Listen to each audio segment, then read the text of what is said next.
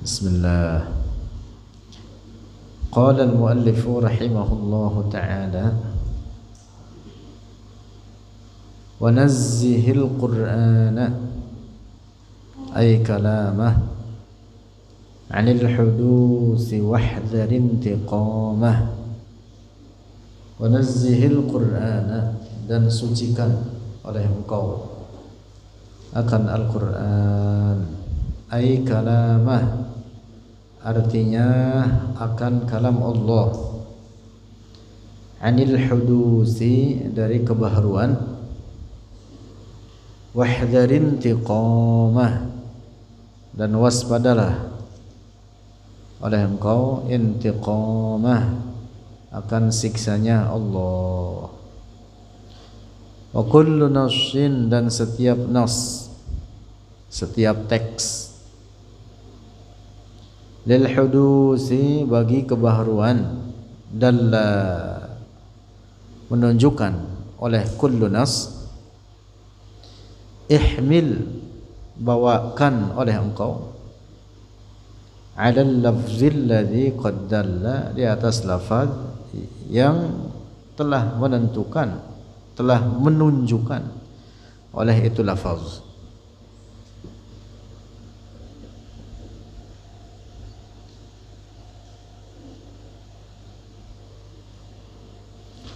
Wanazzih, dan sucikan, ayyuhal mukallafu, wahai mukallaf, wujuban, akan satu kewajiban, alaika, atasmu, ay artinya qaddis, sucikan, al-Qur'ana, akan Al-Qur'an, ay artinya kalamahu, akan kalamnya Allah, az-zatiyal azaliyah, yang zati, kalam Allah zatnya, al-azaliyah, yang azali, itu kalam Allah, al-qaimah, yang tetap, itu kalam Allah, bizatihi, dengan zatnya Allah Ta'ala. Fakalamuhu, maka kalamnya Allah, huwa, dia kalamnya Allah, sifatuhu, itu sifatnya Allah.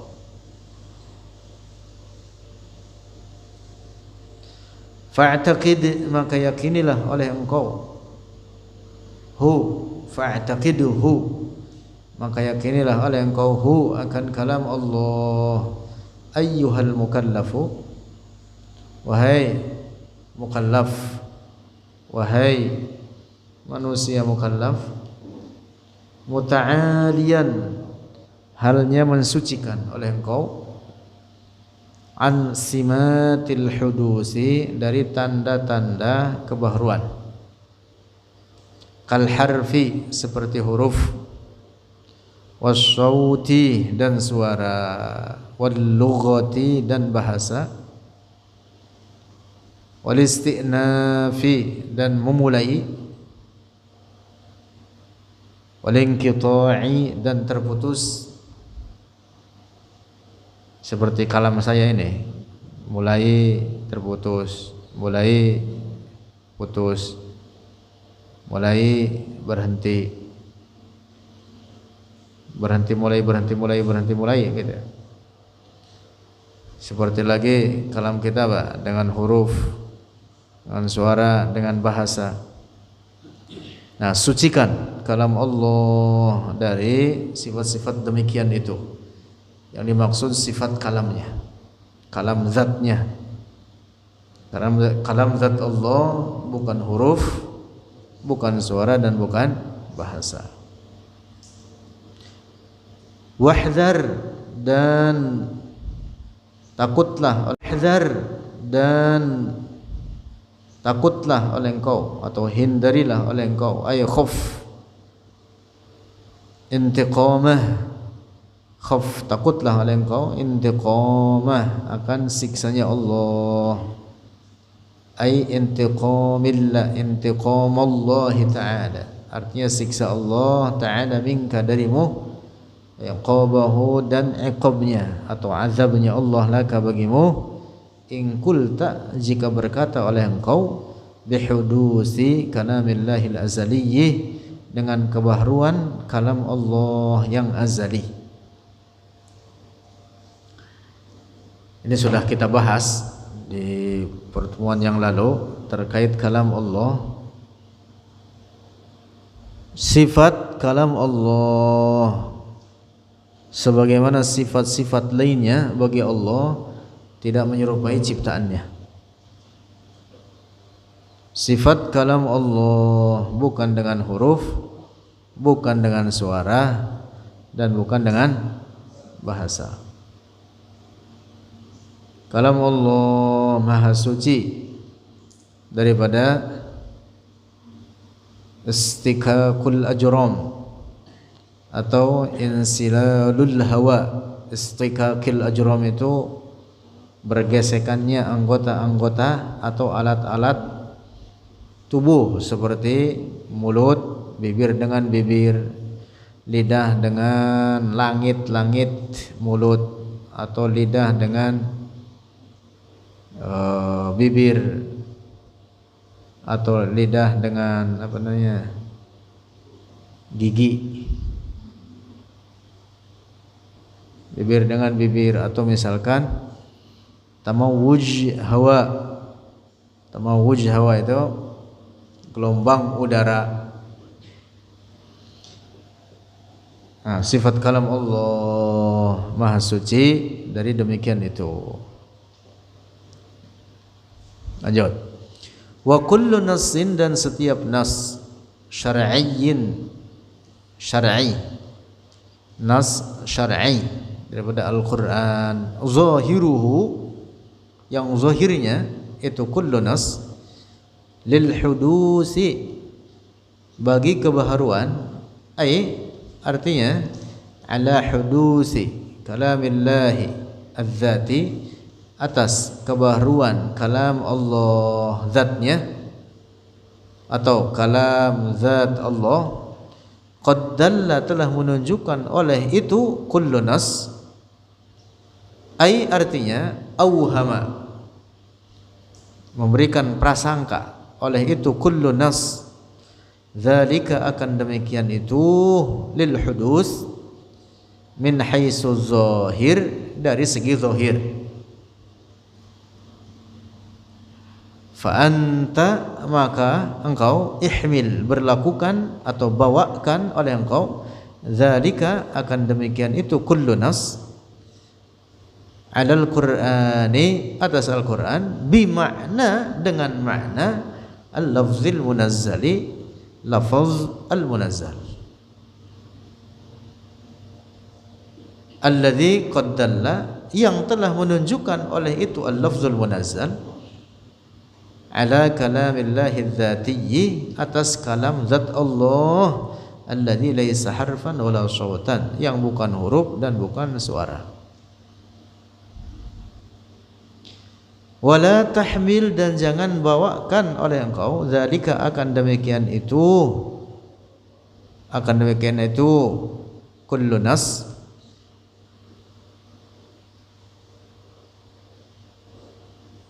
ala anna kalamallahi, atas bahwa kalam Allah az-zatiyah, kalam zatnya Allah, hadithun, itu baharu.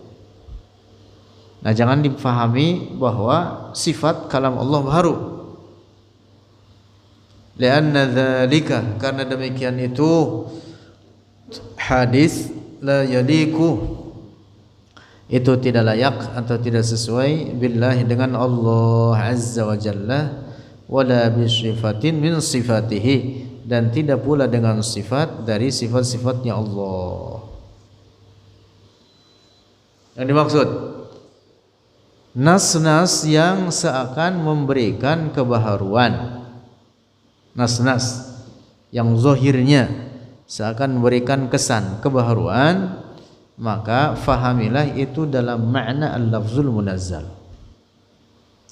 Misalkan kalau ada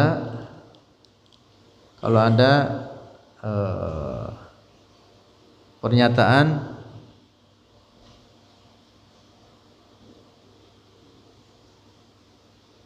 bahwa huruf-huruf dalam Al-Quran adalah baharu. Memang demikian adanya. Huruf-huruf dalam Al-Quran itu baharu. Nah, ini yang dimaksud ihmil 'ala al-lafzil ladzi qad dalla. Al-Quran yang kita baca, yang tersusun daripada huruf-huruf ditulis dengan tinta di atas kertas, itu makhluk, itu baharu, tersusun daripada bahasa Arab, makhluk. Bahasa Arab makhluk tidak? Makhluk. Bahasa Arab baharu, kertas baharu, tinta baharu, mulut yang dipakai untuk membaca baharu, lidah kita baharu. Nah, menyangkut Al-Quran yang zahirnya, yang nampak bagi kita itu menunjukkan kebaharuan, maka itu kita berlakukan dalam makna al-lafzul munazzal. Kita berlakukan dalam apa? Al-lafzul munazzal, lafaz yang diturunkan. Lafaz yang diturunkan. Dulu sudah kita bahas bahwa penyebutan kalam Allah memiliki dua makna. Yang pertama, kalam zatnya. Yang dimaksud kalamullah ay al-kalamu zati, kalam zatnya, yang bukan huruf, bukan suara, bukan bahasa, tidak seperti kalam kita. Sebagaimana sifat-sifat Allah yang lain tidak menyerupai sifat-sifat makhluknya. Bukan huruf, kalam Allah bukan huruf, kalam zatnya bukan huruf, bukan suara dan bukan bahasa. Yang kedua, kalam Allah dalam makna al-lafzul munazzal. Nah, al-lafzul munazzal ini adalah ungkapan dari al-kalamuz zati, ungkapan yang menunjukkan bagi al-kalamuz zati. Diungkapkanlah dalam bahasa Arab, jadilah disebut Al-Quran namanya. Disebut apa? Al-Quran. Kalau di dalam bahasa Ibrani, jadilah dia Taurat. Nah, begitu.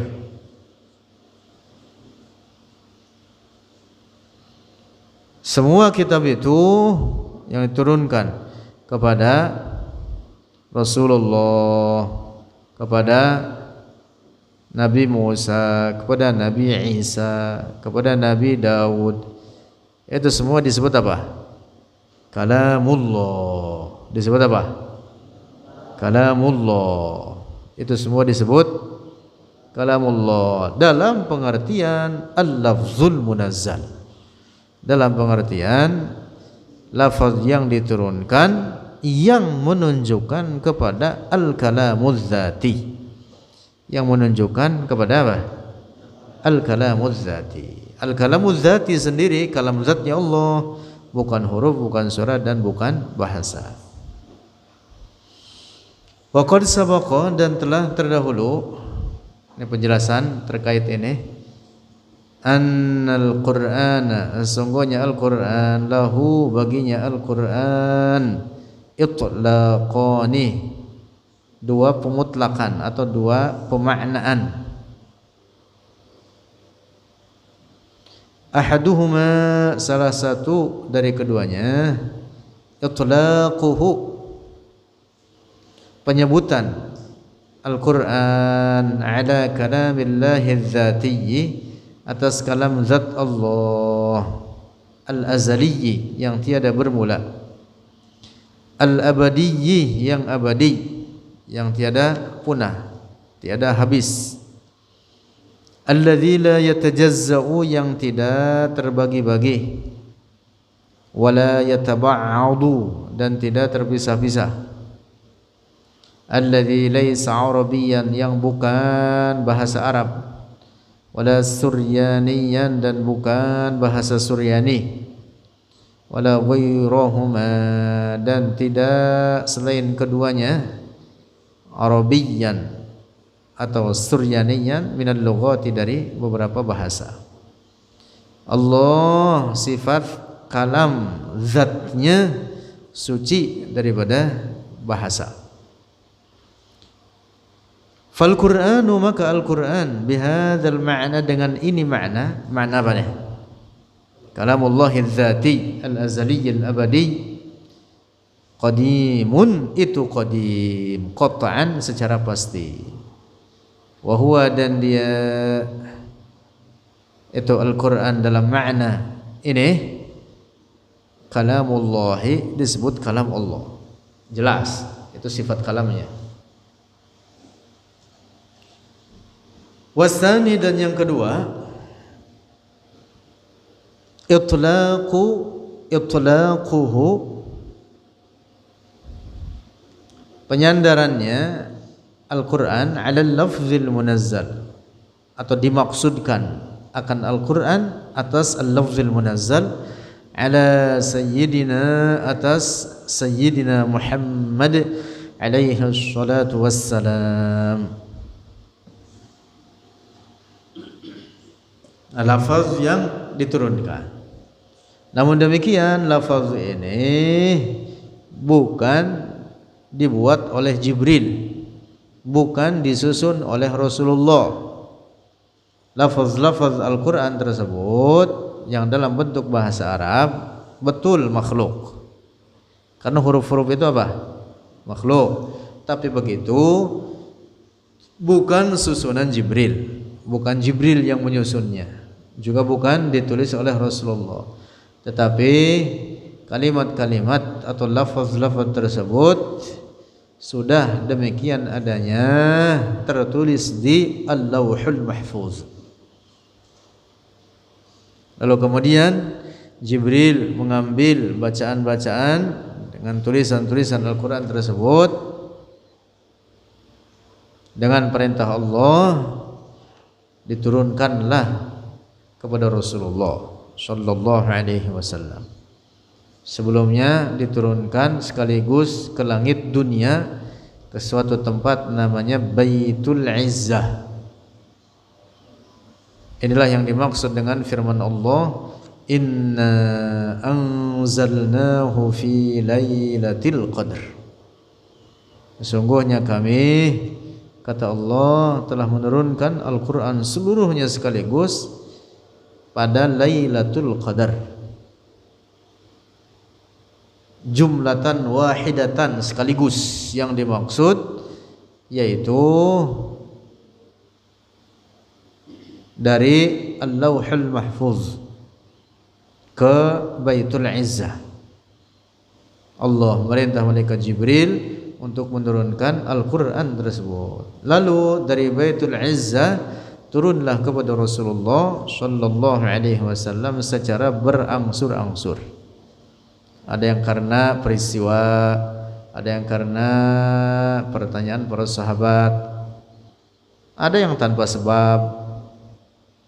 Nah, kemudian peristiwa-peristiwa tersebut disebutlah dengan sababun nuzul, sebab turunnya ayat. Walaupun tidak setiap ayat ada sababun nuzulnya. Nah, itulah yang dimaksud dengan al-lafzul munazzal. Jadi al-lafzul munazzal ini adalah ungkapan yang menunjukkan bagi al-kalamuz zati.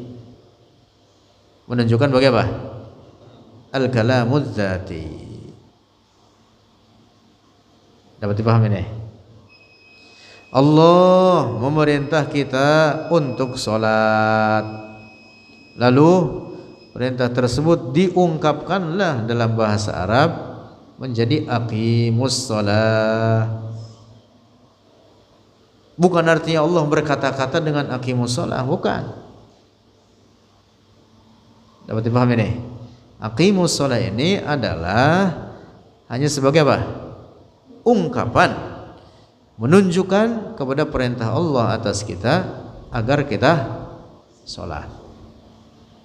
Nah, begitu, dapat dipahami nih.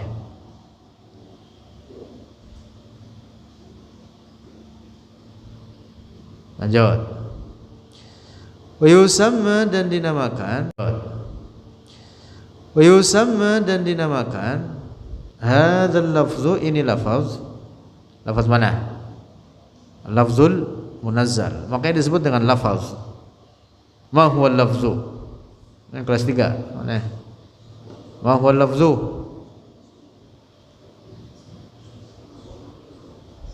Ma huwa lafzu?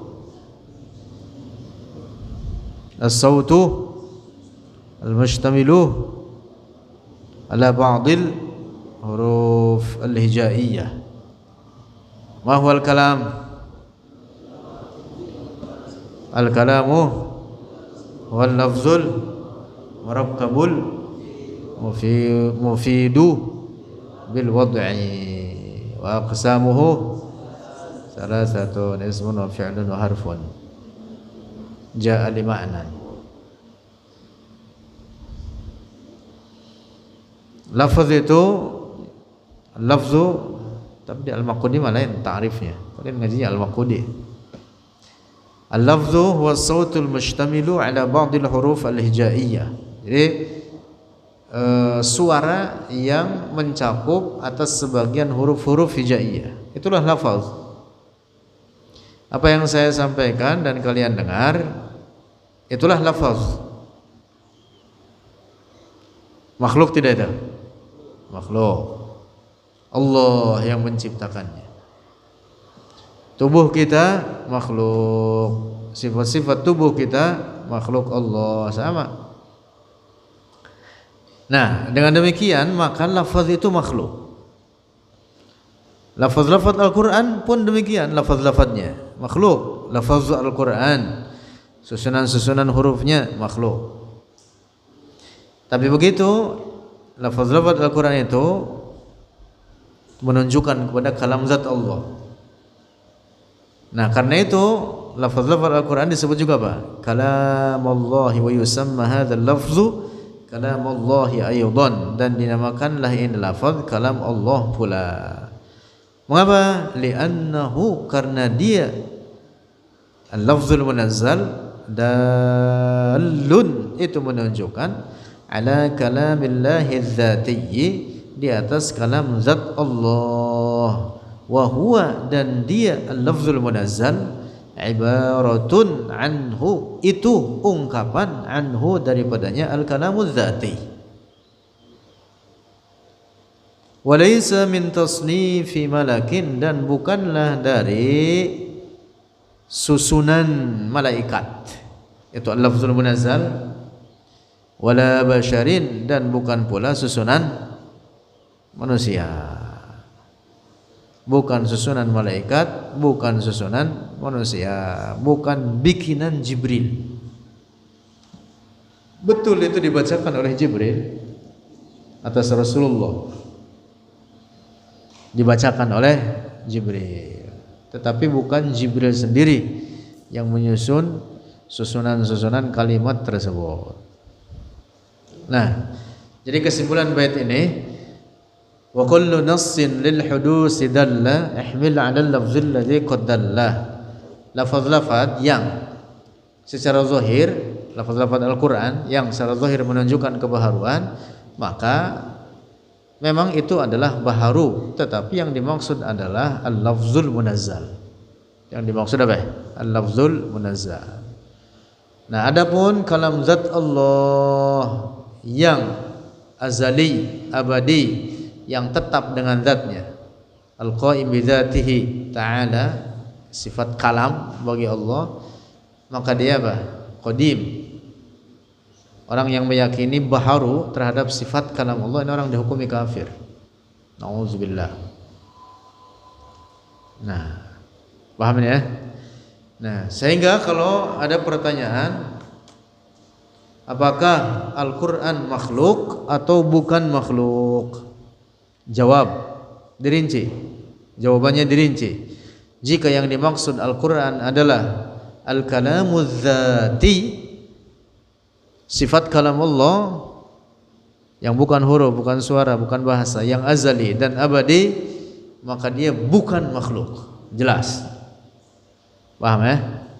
Tapi kalau yang dimaksud Al-Quran itu adalah al-lafzul munazzal, lafaz-lafaz dalam bahasa Arab ditulis di atas kertas, tersusun daripada huruf-huruf, ditulis dengan tinta, ditulis di atas kertas, maka dia makhluk.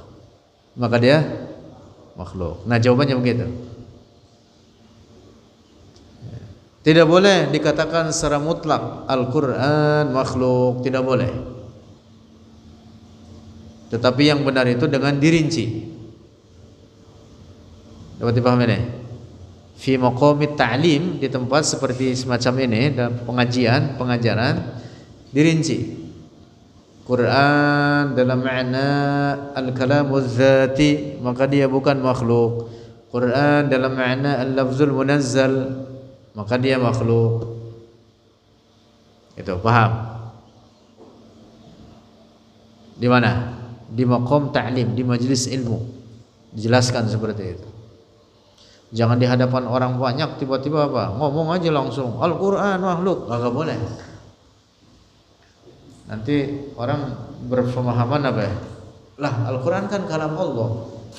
Kalau begitu berarti kalam Allah makhluk. Nauzubillah. Rusak akidahnya nanti. Nah, jadi di maqam ta'lim diajarkan pembagian Al-Quran atau kalam Allah ini kepada dua bagian ini, dalam makna al-kalamuz zati dan dalam makna al-lafzul munazzal. Wallahu a'lam bissawab.